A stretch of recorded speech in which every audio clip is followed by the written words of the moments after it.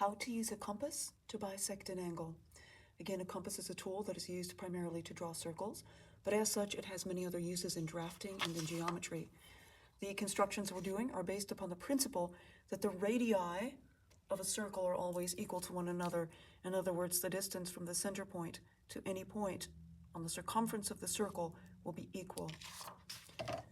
So to bisect an angle, first of all, just notice that this angle is roughly 30 degrees.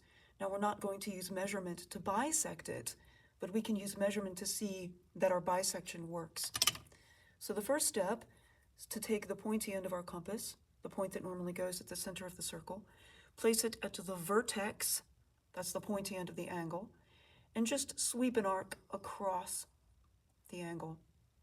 Next step is to take the pointy end of our compass and place it at the point where the arc we just drew intersects one ray of the angle, and sweep another arc that kind of goes across the angle.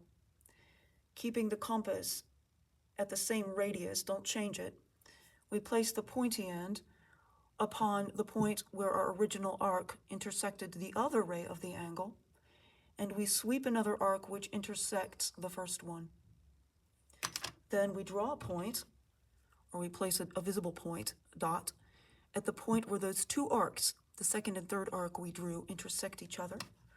Then we take a straight edge and we connect the vertex of the angle with the point that we just drew, like so.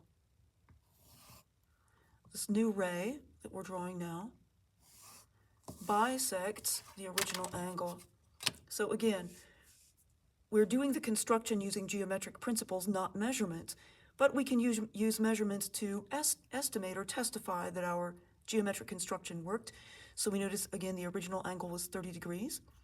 Our bisector passes right through the 15-degree mark, which by measurement shows that the angles which we produced with our bisector are equal. So again, to bisect something is to split it into two equal parts.